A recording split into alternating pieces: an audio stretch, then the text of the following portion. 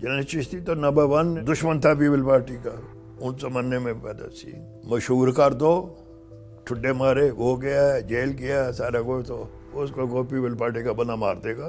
उसको फांसी दे दी सरकारी तौर पे, चिश्ती को किसी ने मार दिया तो काम हो गया ज़ियाउल हक का।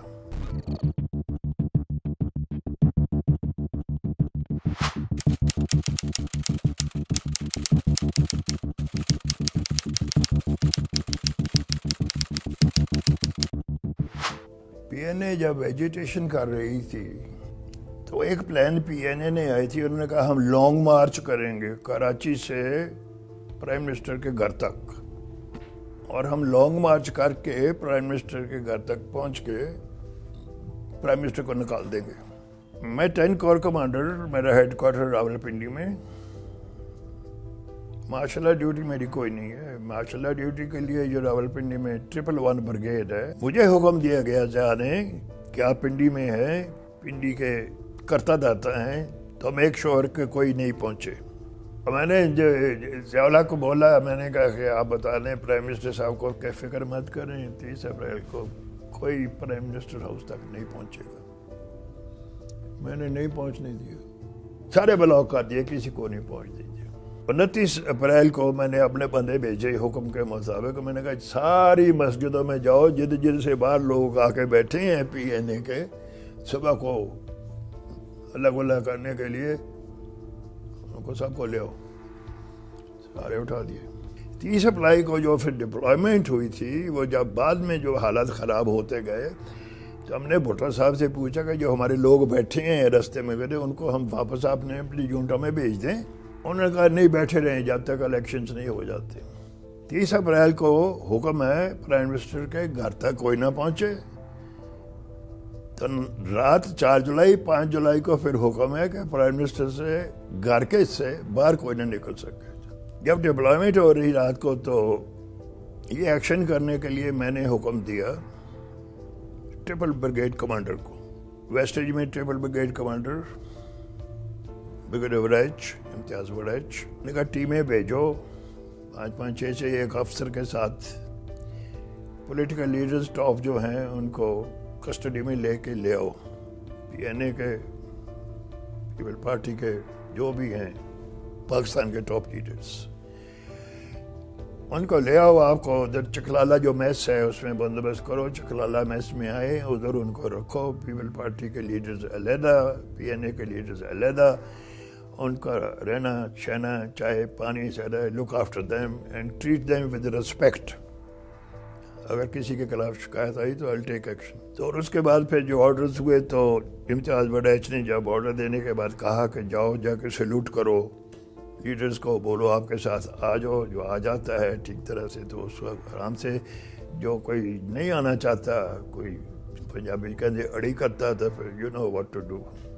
जो प्राइम मिनिस्टर के घर की गार्ड थी, बटालियन कमांडर वो था, उसको मैंने बोला ये जो हुक्म दिए गए हैं सारे, ये कमांडर इन चीफ की तरफ से हैं, अगर इन ऑर्डर की हुक्म अदूली हुई, लीकेज हुई कोई, तो you will be shot and I will do that. ये सारा दिस इज कार्रवाई आपकी नाइट 4-5 की, रात के 12 बजे के बाद की। This is what happened. ये ऑर्डर ग्रुप मैंने अटेंड किया ब्रिगेड करना है। फिर जीएचक्यू में चला गया था रात को। फिर मैं ज़ियाउल हक चीफ ऑफ आर्मी स्टाफ के दफ्तर में गया। मैंने उन्हें बोला कि टीमें शीमें चली गई हैं, विल कीप यू इन्फॉर्म। तो मैं ज़िया के पास ही था उनके दफ्तर में, तो भुट्टो साहब का टेलीफोन आया ज़िया को कि मुझे पता लगा है कि कोई मूवमेंट हो रही है बाहर, ये क्या हो रहा है। जनरल ज़ियाउल हक ने कहा कुछ नहीं हो रहा है, हमने टेक ओवर कर लिया है, आप अभी प्राइम मिनिस्टर नहीं है, फौज ने टेक ओवर कर लिया, और आपको हम मरी जो गवर्नमेंट हाउस है उस जगह ले जाएंगे। टेलीफोन पे बातचीत हुई, मैं बैठा सुन रहा हूँ। वो भुट्टो साहब ने कहा मेरे बच्चे अभी रात को आए हैं बाहर से, मेरे साथ हैं, कोई ज़रूरी है रात को ही मैं जाऊँ उधर? तो जाने का नहीं, कोई ज़रूरी नहीं है, आपके बच्चे आए हुए हैं तो ठहरे, हम कल को सुबह को ले जाएंगे। फिर भुट्टो साहब ने कहा कि मेरे पास मिलिट्री सेक्रेटरी है और एडीसी हैं, उनके लिए क्या हुक्म है? ضیاء نے کہا وہ آپ کے ساتھ ہیں قانون اصولاً وہ آپ کے پاس ہی رہیں گے, وہ ہم وڈرا نہیں کرتے. تو کیا ہماری بیڈ انٹینشنز تھیں؟ تو کو جنرل ریاض جو DGISI تھے وہ گئے کار میں, ان کو ایسکارٹ کیا اور ان کو گورنمنٹ ہاؤس مری چھوڑا.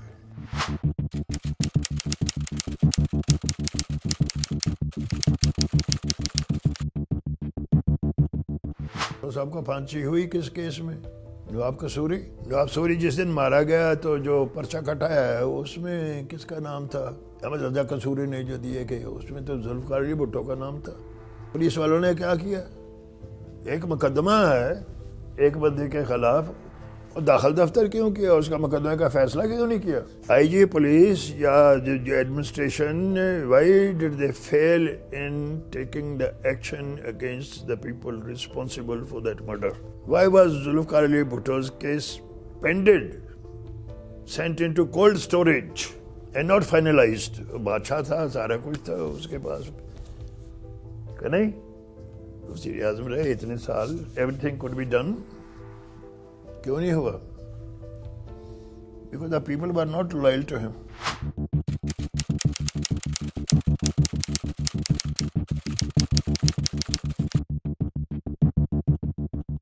جب کوئی ملک میں ریولوشن ہوتا ہے تو پھر لیڈر کا نام اٹھتا ہے کہ کس نے کیا. ماشاء اللہ لگا تو دو نام اٹھے, ایک ضیاء الحق کا تھا, ایک جنرل چشتی کا تھا, نیشنل انٹرنیشنلی. تیسرا نام کوئی نہیں تھا. اب جب دو نام اٹھتے ہیں تو دو میں سے ایک نہیں زندہ رہنا ہوتا ہے, ایک نے اڑ جانا ہوتا ہے, دونوں نہیں چل سکتے. یہ مجھے پتا تھا, ضیاء کو بھی پتا تھا. اب میں اپنے آپ کو بچا کے وڈرا کر لوں یا میں ضیاء کی پلان کے مطابق مارا جاؤں, that is where the general ship comes. General Chishti تو نمبر 1 اپنا دشمن تھا پیپل پارٹی کا, ان زمانے میں پیدا سی. مشہور کر دو, ٹھڈے مارے, وہ گیا جیل گیا سارا کچھ, تو اس کو پیپل پارٹی کا بنا مار دے گا. اس کو پھانسی دے دی سرکاری طور پہ, چشتی کو کسی نے مار دیا تو کام ہو گیا ضیاء الحق کا. تو اس چیز کو کنفرم ہو سکتا ہے, کر سکتے ہیں جب جنرل چشتی پنڈی میں ہو 4 اپریل کو, جس دن پھانسی ہوتی ہے کہ نہیں. اب سوال آتا ہے کہ 4 کو پھانسی ہوئی, میں کدھر تھا اس دن؟ میں تو گلگت میں تھا. بھٹو کو انہوں نے فیصلہ کیا تھا پھانسی دینی ہے رات 3 تاریخ کو. میرے جو خیر خواہ تھے, میرے جو انٹیلیجنس والے جو سر میرے, وہ یہ کہتے تھے جی اگر آپ پنڈی میں ہو گئے جس دن بھٹو کو پھانسی ہوتی ہے تو آپ کے وہ متھے لگ جائے گا سارا. It will be difficult for you to prove that it is not true. آپ پنڈی میں مت ہو, نکل جائیں. تو میں پنڈی سے نکل گیا, میں ہیلی کاپٹر میں بیٹھا. 1 اپریل کو میں گلگت چلا گیا. پھر ضیاء الحق کا مجھے ٹیلی فون آیا پنڈی سے, ایک مرشد تم گلگت میں بیٹھے کیا کر رہے ہو؟ آپ کو تو پنڈی میں ہونا چاہیے. تو آپ کو پتا ہے ایک بڑا ایونٹ ہونے والا ہے, آپ صبح تک پہنچیں. 2 کو مجھے شام کو فون آتا ہے کہ آپ 3 کی صبح تک پنڈی پہنچیں. میں نے ایک برج کا افتتاح کرنا ہے جو چائنیز نے بنایا ہے, جو نگر اور ہنزا کو لنک کرتا ہے. وہ 3 تاریخ کو اوپننگ سیریمنی کرنی ہے. وہ سیریمنی اوپننگ کر کے میں پھر پنڈی پہنچ جاؤں گا. بھٹو کی پھانسی ضیاء نے ڈیلے کر دی کہ میں 3 کی صبح کو آؤں گا تو پھر رات کو 4 کو اس کو پھانسی دی جائے. 3 کو میں نے نگر گیا, میں نے برج کا افتتاح کیا. برج کا افتتاح کرنے کے بعد میں ہیلی کاپٹر میں بیٹھا, میرے ساتھ کچھ افسر. میں راستے میں چلاس ہیلی کاپٹر کو روک لیا. چلاس میں نے لوگوں کو ملنا تھا, اپنے ٹروپس کو ملنا تھا. تو میں چلاس ادھر میں نے کو آدھا گھنٹہ پونا گھنٹہ لگایا, ملا لوگوں کو, چائے پی. تو اس کے بعد میں ہیلی کاپٹر بیٹھے ہم, تو میں نے پنڈی آنا ہے. جب میں پتن کے پاس پہنچا ہوں تو میرا جو بریگیڈیئر اکرم جو پائلٹ تھا, جو کہ ذوالفقار علی بھٹو کا بھی پائلٹ رہا, جب پتن پہنچے تو میں نے اس کو بولا, میں نے کہا captain the weather is bad, we should not take the risk, I have so many officers' lives, we don't proceed to Pindi, we go back, the weather is bad. میں گلگت واپس چلا گیا. گلگت جنرل اسلم شاہ تھا انچارج. جیسے میں ادھر پہنچا تو انہوں نے مجھے ریسیو کیا. تو میں نے جنرل سے کہا, میں کہا شاہ جی 2 things to be done. No communications with Zia. No communications with the army at Pindi or my house. اب دوسری طرف میں رات کو نہیں پہنچا شام کو, ان کو پتا ہیلی کاپٹر آ رہا ہے, تو دیویال بیس جو ہے they said the helicopter is missing. اب میرے گھر والوں کو بھی نہیں پتا کہ میرے ساتھ کیا ہوا ہے. ہیلی کاپٹر از مسنگ, کمیونیکیشن ہی نہیں ہے. تو دوسرے دن صبح پھر میں چلا گلگت سے, تو میں نے جو کپتان تھا بریگیڈیئر اپنا جہاز کا کپتان ہیلی کاپٹر کا اکرم, میں نے اسے بولا کہ ریڈیو کے اوپر خبریں سنتے رہو, اگر کوئی امپورٹنٹ خبر ہو تو مجھے بتاؤ.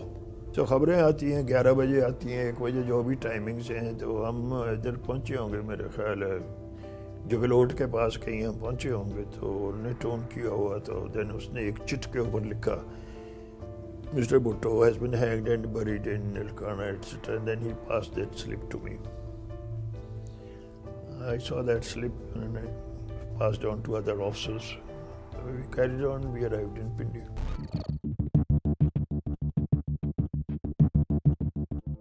'71 ملک ٹوٹ گیا.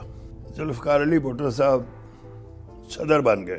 پھر آئین انہوں نے دیا نیا 73. پھر اس کے مطابق وہ وزیر اعظم بن گئے. جب وزیر اعظم بن گئے تو وزیر اعظم کا ٹینیور آئین کے مطابق 5 سال کا. 73 میں وہ وزیر اعظم بنے تو 5 سال کا ٹینیور تھا, تو ان کا ٹینیور 1978 میں ختم ہوتا. ہم نے خود, فوجیوں نے خود ان کو ووٹ دیا تھا. تو پھر کیا ضرورت ان کو پڑی کہ 78 میں الیکشنز کرانے کی بجائے انہوں نے الیکشنز 77 میں کرا دیے. بھٹو صاحب کے زمانے میں پریزیڈنسی تو بنی, لیکن نیشنل اسمبلی کے لیے کچھ نہیں بنا, کیونکہ بھٹو صاحب کو پریزیڈینشل سسٹم پسند تھا, وہ پریزیڈینشل سسٹم بنانا چاہتے تھے. یہ چینج تبھی ہو سکتی ہے جب کانسٹیٹیوشن کے مطابق جو نیشنل اسمبلی, قومی اسمبلی ہے, 2/3 میجورٹی کے ساتھ بل پاس کرے کہ سسٹم جو ہے وہ ڈیموکریسی کا سسٹم وزیر اعظم کی بجائے صدارتی ہونا چاہیے. اس کے اوپر کام کیا گیا. 75 میں آزاد کشمیر پہ جو الیکشنز ہوئے, اس میں بھٹو صاحب نے کوشش کی کہ ان کی پارٹی جیتے, اور انہوں نے ریگنگ کروائی 75 میں. دوسرے الفاظ میں یہ کہہ سکتے ہیں کہ ریگنگ کی ریہرسل 1975 آزاد کشمیر کے الیکشنز میں ہوئی. دسمبر آئی تھنک 76 میں فیصلہ کر دیتے ہیں کہ جی الیکشنز 78 میں نہیں 77 میں ہوں گے. اس کی وجہ یہ تھی, ان کا خیال تھا کہ ان کی پاپولیرٹی, ان کی طاقت, ان کی سارا کچھ ایسا ہے کہ وہ اگر ابھی 77 میں الیکشنز میں جائیں تو وہ 2/3 میجورٹی لے سکتے ہیں. کہ جو فارن منسٹر تھے عزیز احمد, انہوں نے لیکچرز بھی دیے, سارا کچھ کیا, پورے پاکستان میں گئے, لوگوں کو بتایا الیکشنز کیوں ہونے کیوں نہیں ہونے. یہ سوال مجھ سے بھٹو صاحب نے پوچھا کہ آپ کہتے ہیں ریگنگ ہوئی تھی, میں کہتا ہوں ریگنگ نہیں ہوئی, آپ کے پاس کیا ثبوت ہے؟ میرا جواب تھا کہ پولنگ بوتھ پہ جدھر ووٹ پڑ رہے ہیں ادھر ہمارا ایک آدمی ہوتا ہے سول ڈریس پہ وائرلیس سیٹ کے ساتھ, وہ ہم کو بتاتا رہتا ہے کہ پولنگ بوتھ میں الیکشن جو لوگ ووٹ دینے اس میں لا اینڈ آرڈر کی کیا سچویشن ہے, کیونکہ آپ نے ہمیں حکم دیا ہوا ہے کہ لا اینڈ آرڈر مینٹین کرنا ہے. لا اینڈ آرڈر تبھی مینٹین ہوتا ہے جب ہم کو پتا ہو کہ کیا ہو رہا ہے. لیکن انفارمیشن ساری جو ہے ان کو بھی جاتی ہے, تو جو کمانڈر ہوتا ہے اس کو بھی آتی ہے کہ دس از دا سچویشن. ٹیلی ویژن کے اوپر آپ بتا رہے ہیں کہ ووٹنگ ہو رہی ہے, بڑا کچھ ہو رہا ہے, اس کے بعد پھر آپ کہتے ہیں اس اسٹیشن کے اوپر, اس نیشنل اسمبلی سیٹ کے اوپر اتنے سے فلاں بندہ پیپل پارٹی کا جیت گیا. بھٹو صاحب کو میں نے بولا ہم دیکھتے ہیں کہ ادھر ہمارا بندہ بتا رہا تھا کہ ابھی ووٹنگ کی گنتی جاری ہے, لیکن ادھر ٹیلی ویژن پہ آ رہا ہے کہ بندہ 20,000 ووٹ سے جیت گیا. اور ریگنگ کیا ہوتی ہے, ان کے پاس کوئی جواب نہیں تھا.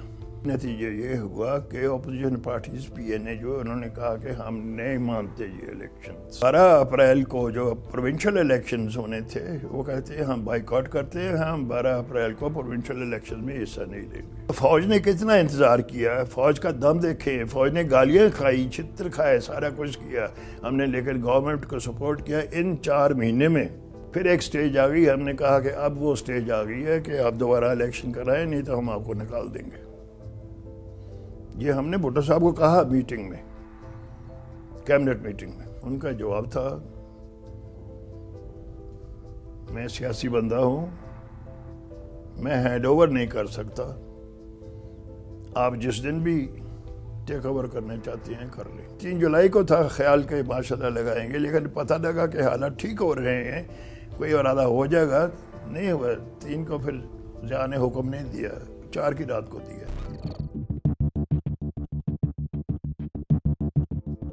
الیکشنز جو ہیں, الیکشن میں کون سی پارٹیز ہیں انوالوڈ؟ پیپل پارٹی جس کو حکومت سے نکالا گیا, پی این اے جو حکومت میں آنا چاہتا ہے دوسری پارٹی, تیسری پارٹی فوج جس کا گلا پھنسا ہوا ہے کہ کل کو ان کے ساتھ کیا ہوگا, سزائے موت ہوگی یا شاباش ہوگی. مشکل سوال, but the سوال از دیر. اب آپ مجھے بتائیں کہ جو پی این اے تھے انہوں نے کیا کہا تھا, الیکشنز کراؤ 90 ڈیز میں. انہوں نے کہا we do want accountability first, thereafter elections 90 days بھی ڈیمڈ. سو ضیاء الحق نے تو نہیں 90 days کا وعدہ توڑا ہے. اگر اکاؤنٹیبلٹی میں 6 سال لگتے ہیں تو ضیاء کا کیا قصور ہے, وہ تو طریقہ کار غلط ہوگا. It's a different subject. Bhutto صاحب کی حکومت کی اکاؤنٹیبلٹی آپ نے کہا فوج کرے, فوج نہیں کرے. اس کے بعد جب سول حکومت آئی تو فوج کی اکاؤنٹیبلٹی کیوں نہیں ہوئی؟ پولیٹیکل لیڈرز کہتے تھے اکاؤنٹیبلٹی کرو, اکاؤنٹیبلٹی نہیں کی. اس کے ساتھ ضیاء الحق جو ہے اس کی نیت نہیں تھی. جو فوجی حکومت ہوتی ہے وہ ایک آدمی کی ہوتی ہے, چیف مارشل ایڈمنسٹریٹر کی, باقی سارے ممبر نہیں ہوتے. They are the followers, they obey. Zia ul Haq اگر نہیں کرتا تو آپ اس کو مجبور نہیں کر سکتے. میں تو مارشل ایڈمنسٹریٹر تھا ہی نہیں کبھی. میری ذمہ داری آزاد کشمیر تھی, آزاد کشمیر میں مارشل لا نہیں لگا تھا.